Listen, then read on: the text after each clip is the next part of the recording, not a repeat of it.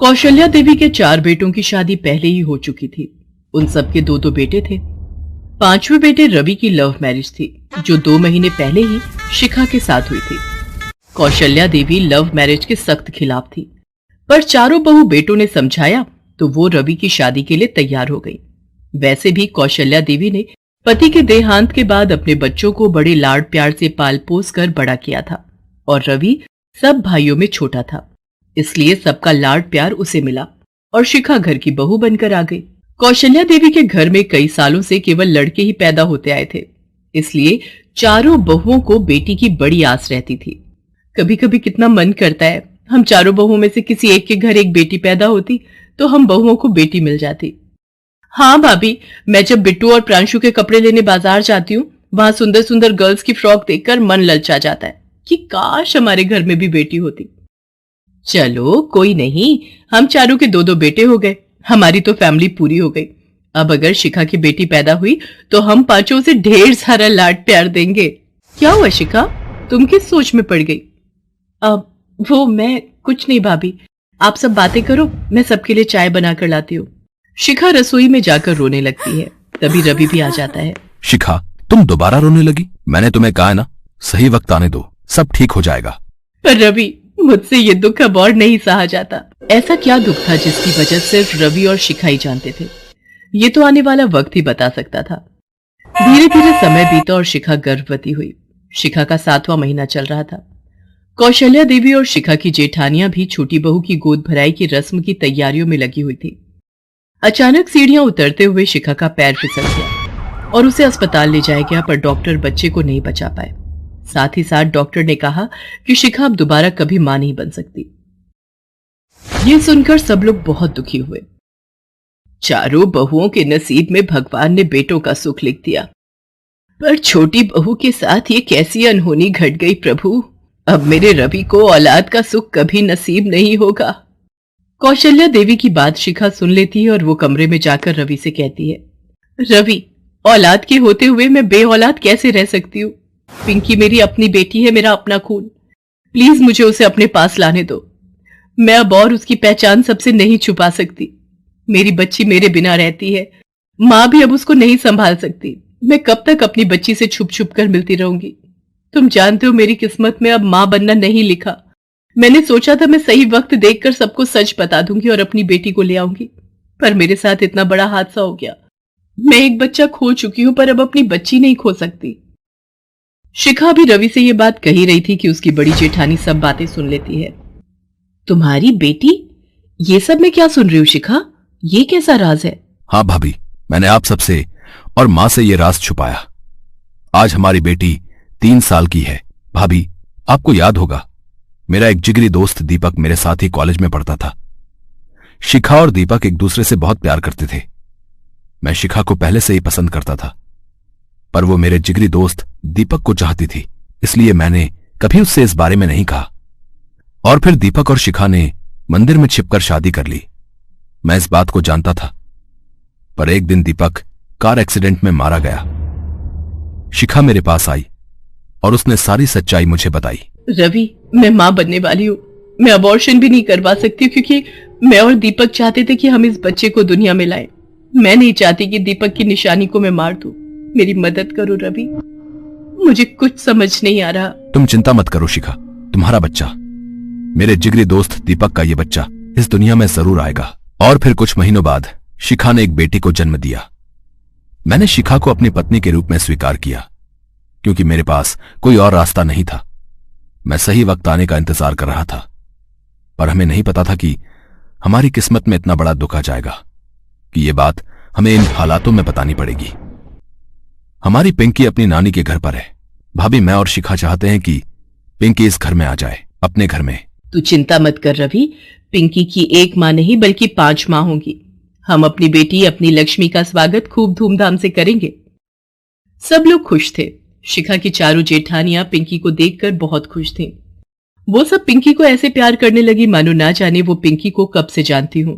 सभी के बेटे भी अपनी बहन को देखकर घुल मिल गए, पर कौशल्या देवी अभी भी मुंह फुलाए बैठी थी। तुम लोग जितना मर्जी कह लो, पर मैं इस लड़की को अपनी पोती कभी नहीं मानूंगी।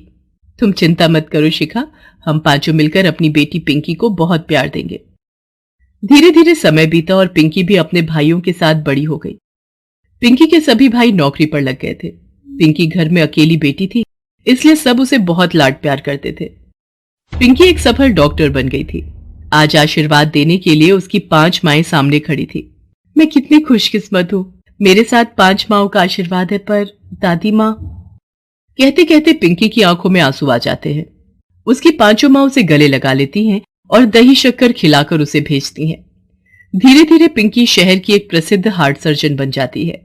अचानक एक रात कौशल्या देवी के सीने में तेज दर्द हो जाता है और उसे हॉस्पिटल ले जाते हैं। कौशल्या देवी के हार्ट का ऑपरेशन होता है और कुछ दिनों में वो ठीक हो जाती हैं।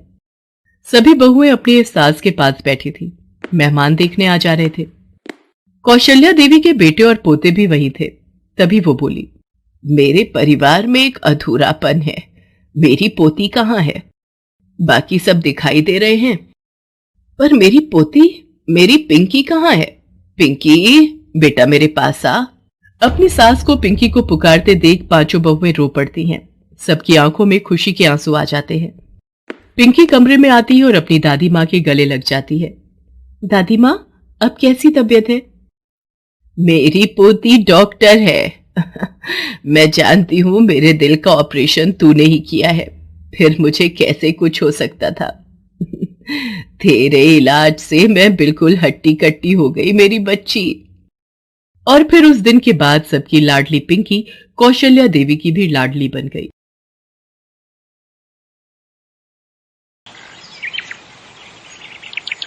ये कहानी है मीनाक्षी देवी की, जिनके पति का देहांत हो चुका है। मीनाक्षी देवी के 4 बेटे हैं।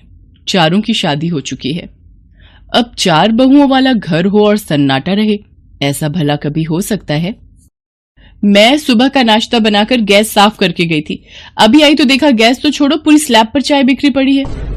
मैंने दूध गर्म किया था, चाय तो मैंने अभी पी ही नहीं, और मैं तो अभी अभी रसोई में आई हूँ। बड़ी भाभी, आप चाय चाय कर रहे हो? सुबह जो चटनी के लिए धनिया साफ करते करते ढेरों डंडियां फर्श पर गिरी थी, वो भी किसी ने साफ नहीं की। ये देखो, झाड़ू में कूड़ा कम और धनिया की डंडियां ज्यादा हैं। अब तो साफ हो गया कि तुमने ही चाय गिराई है।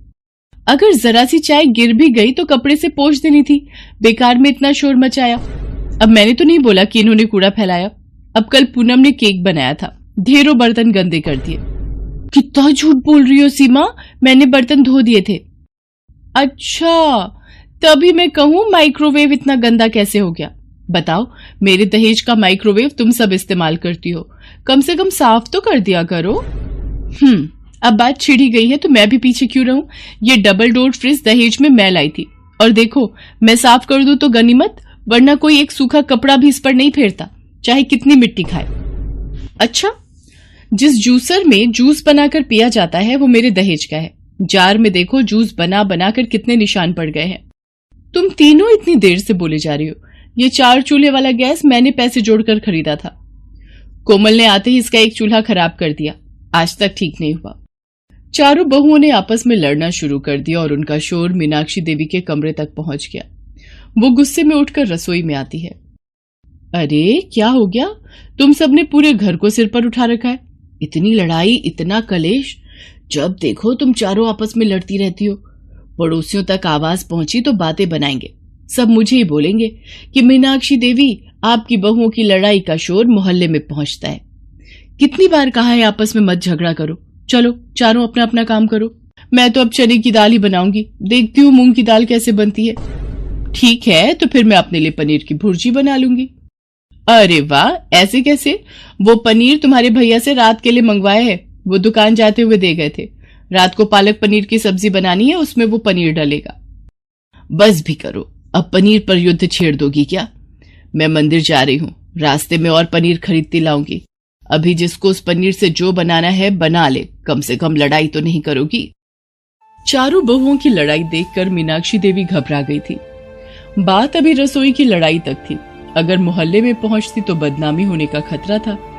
इसलिए मीनाक्षी देवी ने बात को घर में ही संभालना सही समझा और एक उपाय मिल ही गया, जिसे सुनकर चारों बहुएं घबरा गईं।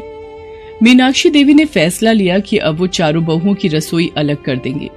और जब तक चारों की अलग रसोई बनकर तैयार नहीं हो जाती, उन चारों को आपस में बात करने के लिए भी मना कर दिया था। अब चारों भले ही लड़ती थीं, पर जरूरत के वक्त एक दूसरे से बात भी करती थीं।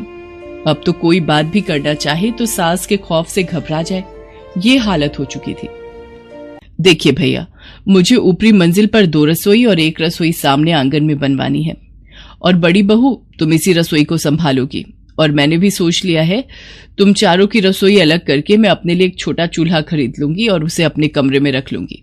मेरा क्या है, 2 रोटी तो बनाकर खानी है, खुद से बना लूंगी। मम्मी, मुझे सोनू, दीपा, ध्रुव के साथ खेलना है। लड़ाई तो आपकी हुई है, फिर दादी ने हमें बात करने से क्यों मना कर दिया? मम्मी, आप सबकी लड़ाई में हम बच्चे भी फंस गए। मीनाक्षी देवी ने अपने लिए नया चूल्हा मंगवा लिया और कमरे में खाना बनाने लगी। ये देखकर चारों बहुएं बहुत दुखी थीं, पर वो आपस में बात नहीं कर सकती थीं। अचानक एक शाम सास के चिल्लाने की आवाज सुनकर चारों बहुएं, बेटे और बच्चे भागते हुए उसके कमरे में जाते हैं। मीनाक्षी देवी के हाथ में चाय का कप पलट गया था। ये देख सब घबरा जाते हैं। चारों बहुएं अपनी सास की सेवा में लग जाती हैं, हाथ पर दवाई लगाती हैं जिससे आराम आ जाता है। अरे अब मैं ठीक हूँ, तुम सब घबराओ नहीं। माँ जी, सारी गलती मेरी ही है, मैंने ही पहले लड़ाई शुरू की। आज मेरी वजह से ये सब हुआ, मुझे माफ कर दो माँ जी। नहीं नहीं, सारी गलती मेरी है, मैंने भी तो कितना कुछ सुना दिया, हमें माफ कर दो माँ जी। अब हम कभी नहीं लड़ेंगे। हमारी वजह से आप इस उम्र में अलग खाना बना रहे हो, हम आपके प्यार को खोना नहीं चाहते। हाँ माँ जी, हम चारों बहुत प्यार से रहेंगे। हमारी वजह से आपको बहुत तकलीफ हुई है। हम एक ही रसोई में चारों मिलकर रहेंगे और आपकी खूब सेवा करेंगे। अपनी चारों बहुओं की आंखों में आंसू देखकर मीनाक्षी देवी उन्हें गले से लगा लेती है। चारों भाई और बच्चे भी ये सब देखकर बहुत खुश होते हैं।